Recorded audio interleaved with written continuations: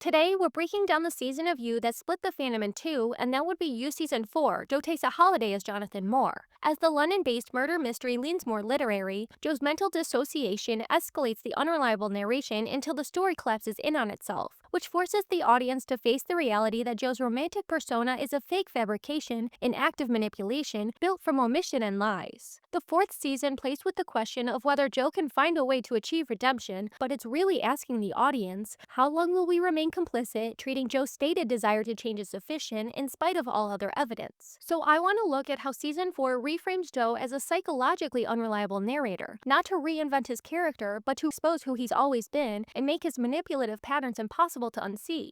The unreliable narrativity of Season 4 builds on all of the rules established on Season 1, as Jonathan Moore is merely Joe's latest attempt at altering his perfect story with blank, taking on a new character to ingratiate into her life, while distancing himself from the violence that caused love to reject him before. The revelation that Joe was ghostwriting his enemies to lovers romance with Kate is actually what recontextualized the entire show for me, and I feel like I found the first appearance of Dark Joe in Bluebeard's castle. We'll circle back to that though. From the start of the series, Joe Goldberg has presented a story filtered through his own bias and self-interest, which makes him an extremely unreliable narrator. He projects contradictions onto Beck before he even knows her name, and then violently interferes in her life while his romantic narrative is overlaid. But the intentional format of the show often exposes the disconnect between Joe's words and his actions. An early example of this is during Joe's imprisonment of Benji. He discovers the appropriate blackmail and says it's enough to buy Benji's freedom. But right after Joe affirms that he's not a killer, Benji's celebration is cut short as his throat closes up because Joe poisoned his coffee.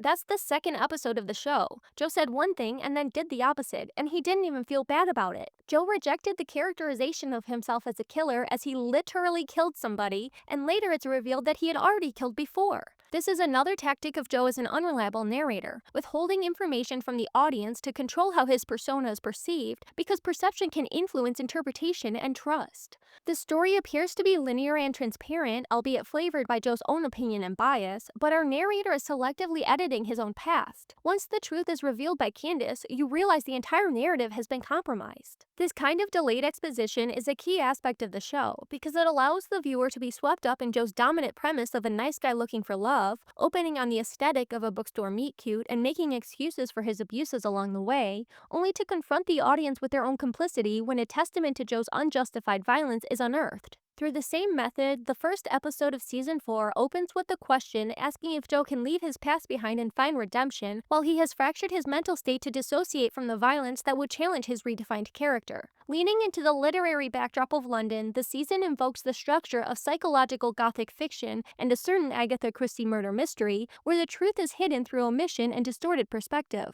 So consider this your spoiler warning for the following stories: The Telltale Heart, William Wilson, The Murder of Roger Ackroyd, and The Strange Case of Dr. Jekyll and Mr. Hyde. These works feature unreliable narrators insisting on their own sanity as their words and actions show their mental state is quite the contrary, and Season 4 showcases Joe's similar strategy as his compounding narrative tricks cause him to you himself and trigger a break from reality. But let me be clear, Joe Goldberg made the choice to dissociate himself from the abuse he was committing against Marianne. His apparent spiral into psychosis stemmed from a conscious attempt to separate himself from his violent actions. Joe was cognizant of his behavior as he drugged Marianne, abducted her, and broke her arm before imprisoning her. He made choice after choice to harm and abuse this poor woman, and only once he has her trapped in a cage where she cannot escape does he finally have the time to decide he just won't see it that way. He chooses not to see it at all. And like Dr. Henry Jekyll, long struggling to repress his immoral desires, developed a potion to separate his good and evil natures, Joe does the same when he hits his head on the glass and transforms into his own version of Hyde, allowing him to compartmentalize his darker desires and the moral implications they carry. This early omission of Marianne's abduction functions like the original concealment about Candace, because Joe doesn't forget Marianne, he edits her out of the story, and then he capitalizes on her absence from the narrative to dictate the scene of their parting just like he did to Beck. As Professor Jonathan Moore, Joe tries to rewrite his lore and convince himself that he let Marianne go, selectively picking through his memories to fabricate what he wants to believe. In this way, Joe engages in the same tricks as Roger Ackroyd narrator Dr. James Shepard. In the whodunit mystery The Murder of Roger Ackroyd, Aykroyd, Dr. Shepard joins Detective Hercule Poirot and accurately recounts the events of the case in an incredibly misleading way. His own guilt is hidden in plain sight, with unacknowledged discrepancies in time, activities that are conveniently omitted from the narrative, and spoken lies to other characters in dialogue as a trick to honestly transcribe them into the story. So Joe engages in the same manipulation in London, lying to himself in lieu of the audience and blocking out his visits to the cage to conceal them from the viewer. He recalls true moments from his search for Marianne, but only reveals so much as it suits his new narrative. The season still makes attempts to tell on Joe, incorporating the red carry-out bag to allude to his undisclosed visits and visually including moments and motives that will prove to be clues in retrospect. While Joe has stored Marianne out of sight, out of mind, he's also suppressed his obsession with Reese Montrose, which developed in conjunction with the train station abduction as Joe fantasized that despite his mistakes, he too could be capable of change. Like the narrator of Edgar Allan Poe's The Man of the Crowd, Joe stalks Montrose around town. The narrator, fascinated by an old man whose expression he is unable to read, believes he must be concealing some kind of secret and follows the man continuously through the streets and shops of London. Poe's narrator shadows the man day through the night until he's too exhausted to continue. He confronts the stranger by stepping in his path, but the old man passes him by unacknowledged. The narrator relents in his pursuit with his curiosity unsatiated and concludes the old man's secret will remain unknown as he watches him disappear back into the crowd. Joe's own fixation is disrupted, not by decision but his choice of dissociation, so his lingering obsession is rekindled when he borrows Nadia's copy of Reese's memoir. This triggers the manifestation of Reese as a friendly hallucination who appears to act as a conscience to Joe, but a closer look at their interactions reveal that he's steering Joe towards self-acceptance rather than moral correctness. As a result, Joe acts as a modern Poe narrator. His first-person perspective proves increasingly unreliable as he fractures his identity to confess without accountability and externalizes his guilt to insist on his own morality. So when his better half leaves the building, Joe has a tense exchange with Malcolm and admittedly narrates his desire to kill him. And then he does. His blacked out state hides his violence from the audience like he has hidden away Marianne, but Joe wakes up in the morning to find that he can't as easily omit the physical evidence of a dead body on his dining room table. Joe was clear with his intent and had the opportunity to kill Malcolm after arriving home, and then readily, although reluctantly, assumes responsibility for the murder, but he's missing the narrative justifiability that he has historically relied on to rationalize his violence. In pure Poe fashion, Joe clings to his reasonable, rational methodology as he engages in the desecrative barbarity of dismembering a dead man's body. Like the narrator of The Telltale Heart, Joe disposes of the pieces before he composes himself for his later interactions with the police. The narrator is so bold as to lead officers into the bedroom of the old man that he murdered, just as Joe invites investigators to interview him over tea at the dining room table that previously held Malcolm's body. But where the auditory hallucinations of the old man's heartbeat torment Poe's narrator, driving him to confess for his crime, Joe's hallucination arrives in the form of disappearing messages to disown his own guilt for the murder. Unlike Season 1, when Joe was able to justify his actions in the moment, his blacked out state leaves him scrambling to make it make sense after the fact. Similar to Season 2, Joe has been trying to start anew, redefining his character through a fake identity. As Will Bettelheim, Joe obscured his intent to deny his behavior as violent while taking all of the steps that would lead him to do another murder. This trick comes to a head when Joe returns to the cage and finds Delilah dead, and what he does next is significant. Joe tries to deny he could have committed the crime because he promised he wouldn't and meant it. He claims that he needs to know who really killed the girl, even if it was him, but he's just searching for a way to make that not true.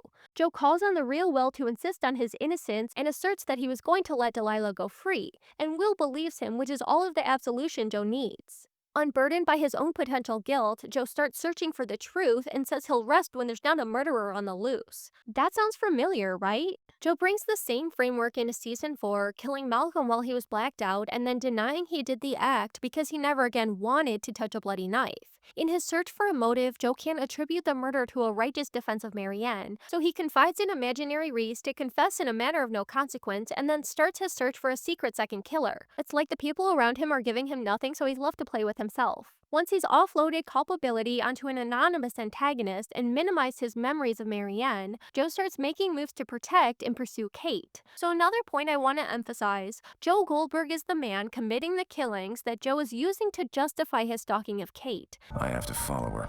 She's gonna love this. He's explicitly trying to protect her against her will. I have no desire to hear what you have to say, and frankly, I don't know why you've come. From a completely imaginary threat that is all in his own head. The fuck are you doing? Saving her life so she can keep being rude to me. While lying about how he doesn't want to get involved. I think you kill to protect the things you love. Kate's not love yet. Ever.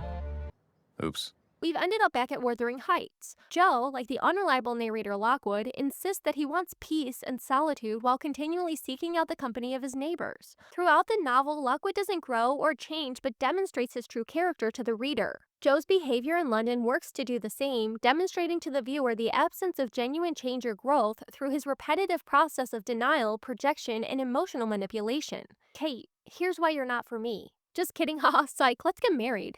Undeterred by Kate's aggressive disinterest, Joe persists in all of the same tricks as he pulled the first time around with Beck. The only difference is the narrative distance of his hallucinations and blackouts concealing his underlying intent. When Joe has finally made his inroads with Kate, eliciting complicity before claiming victimhood to garner sympathy, he is discovered and exposed by Rold. As Joe is forced to defend his innocence by identifying the real culprit, his hallucinations combine to project the eat-the-rich killer as Reese. This conflict played out externally can mislead the audience to sympathize with Joe as he inhibits the remorseful side of Jonathan Moore, but this is the lie of the season. Joe is defined by both his delusional persona playing Professor Jekyll and the acts of his violent and immoral Reese Hyde. Setting the fire at Hampsey really sells Joe's innocence to not only his biggest critic Rold, but to Kate, the police, the audience, and Joe himself. But again, the show works to expose his real feelings. As Joe contends with his hostile double, Reese's disregard and violent desires, like wanting to kill Tom and forcing Joe to frame somebody for the string of murders, are really an expression of Joe's own. Like another Post story, William Wilson, the narrator recounts a rivalry with his doppelganger as an expression of projecting his inner wicked desires into the external world.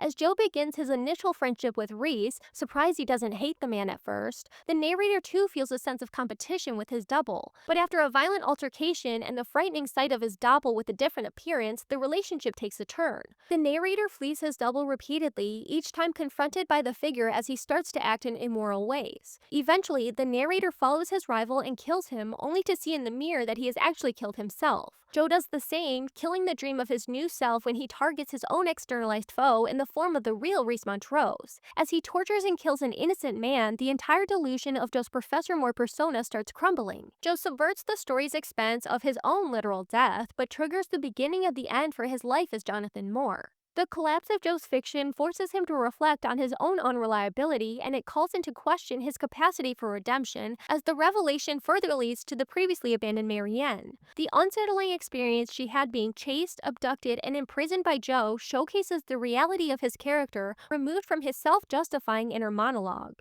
Joe shows himself to be violent, abusive, and crazy, and all of that remains true even as he tries to change his name and don a new costume. As Professor Moore, he prompts his class to discuss the path to redemption, pitting Eddie and Nadia at odds as he believes the highest form of redemption is just love, while Nadia says true redemption can't be done for selfish reasons. Joe decides to table the debate and assigns the reading of The Telltale Heart, an early allusion to his obsessive guilt and denial. His escalating hallucinations lead him back to the basement, not to confess, to face the torment of Marianne's heartbeat persisting beneath the floor. When Joe finds Marianne, he acts all distraught but still won't let her go free. Just like Delilah, she's doomed to death in the cage, but with the help of star student Nadia, they're able to subvert Joe's end to her story. Through all of the delusional whodunit chaos, the character of Nadia Faridi takes the lead to work through the mystery with logic and reason, and acts as the moral compass and the key to navigating the season. As an avid reader of Agatha Christie, Nadia understands the rules of the detective genre and applies them to her amateur investigation once she becomes suspicious of Joe. She recognizes his odd presence as an outsider among the leads, and after witnessing Joe's hero moment catching the eat-the-rich killer, Nadia reflects on her previous interactions with her professor and the incriminating timeline of events since his arrival. Her snooping and sleuthing uncovers the key to the basement, hidden in a hollowed-out version of Jekyll and Hyde, which leads to the discovery of Marianne, who confirms Nadia's suspicions, bolstering belief in her story. Unlike Joe's investigation, which was a pretense for his self-serving stalking, Nadia's pursuit of the truth was born from well-intentioned curiosity, but their dueling perspectives start to clash when they both uncover the secret of the cage. Where Nadia chooses to selflessly assist a stranger in need, taking on the risk to ensure Marianne's survival and safety, Joe again makes the self-serving choice, leaving her to die by OD.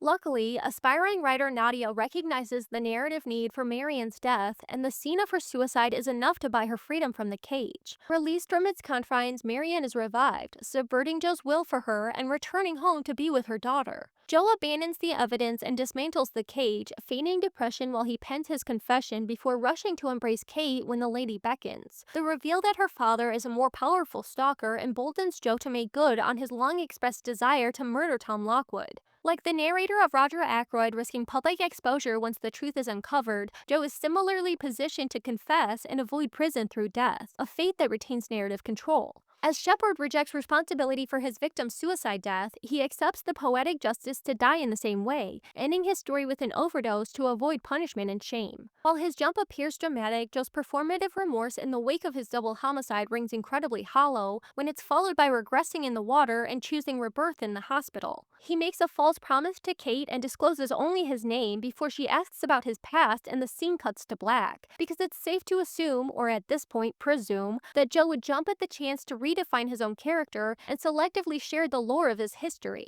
As Kate grants Joe the ultimate authorship, his choice to frame Nadia for his cold-blooded murder of Eddie demonstrates that he has finally embraced his deep moral bankruptcy, manufacturing Nadia's guilt to compel the girl into silence and secretly breaking his one promise to Kate, making her complicit as she lives in blissful ignorance. Joe's journey to redemption grants him instead a hollow resurrection as his newfound self-acceptance leads him back to his roots at Mooney's. Through the events of Season 4, Joe hasn't changed and he feels no remorse, but the same can be said of Seasons 1, 2, and 3. While London feels like a detour due to the distinctive change of scenery, I would argue that Candace Stone was the original force that knocked Joe off course when she returned to confront him at Mooney's. 4 months after Beck, Joe up and leaves New York because the one woman who has seen him clearly returns to challenge his narrative. If Candace were Bronte or some other woman, Joe would have repeated his cycle guilt-free. The appearance of Candace, who can attest to Joe's violence, is what really scared him away. Joe isn't tormented by the harm that he's done, he fears being known in a way he doesn't control.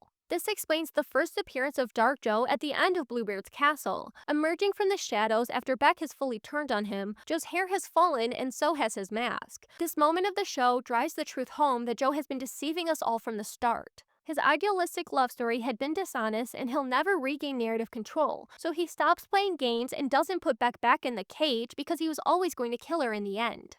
The lie of the first season is that Joe could ever love Beck, and the moral, actions speak louder than words. Candace returns as a threat to Joe's control and his ego, so he runs from the narcissistic injury. While love embraced and absolved him, Joe turned on her too because she undermined his authorship. Joe planned to let love redefine him as will and witness his guilt post-exposure, but when she went behind his back and saw beneath the mask, that's when the whole thing was over. Joe literally hates when people do the shit that he does to other people, to him. But lucky for Joe, Kate proves to be his ticket home as she grants him narrative control through the PR power of the Lockwoods. Kate doesn't scrutinize his past or threaten accountability, she accepts the edited version of Joe, allowing him to dictate it all and redefine his self-mythology. For some fans, though, this wasn't the real Joe. They felt the season had broken him and the writing undermined his nuanced, complicated character. But I think that's what they were going for. The misplaced sympathy for Joe throughout the show is the result of his manipulative narrative. So the 4th season goes all in to tear down the curtains and expose his true rot underneath. The audience has seen the real Joe from the very first season, killing Benji and Beck in cold blood. There's no coming back from that, there's no absolution, so he spends a few years on the run. Joe returns to New York the first chance he's given, unbothered by the harm that he's done. His life in between was nothing but lies and offloading his violence to love. But he turned on her too and found a new you because his story is just not sustainable. He says he wants one thing and then does another. His fantasy is never attainable. His words have no meaning except when they do, but that's the best part of the show. Through lies and omissions, his violence and fiction, it takes thought to perceive the real Joe. Analyzing the season with logic and reason reveals the dark truths of Joe's mind, and the same application of critical consumption reframes past seasons in kind. It's not moral failure to fall for his tricks, the writing misleads you on purpose, but rejecting the ending is kind of confusing. Each season has ended like this. Joe wins while he loses, forgetting his abuses and himself as he starts a new story. But try as he might, he can't bury his past, it'll catch up to him, don't worry. Or do worry, if you wanted him to get away with it. Sorry, he doesn't. Sorry, serial killer goes to jail, spoiler. I have a few final questions I want to offer for discussion, so let me know your thoughts in the comments. First, as viewers, why do we mistake the display of remorse for change or growth? When Joe appears to feel bad for what he's done, is that really enough? Second, why is Joe's dissociation seen as suffering rather than strategy? As he's shown to make the choice to block out Marianne, why is he treated as a victim of his blackouts? And finally, why do viewers keep believing in a real Joe beneath his violence when his violence is a part of the real him? Let me know your thoughts down in the comments. Be sure to like and subscribe. Please and thank you, and feel free to binge all of my videos.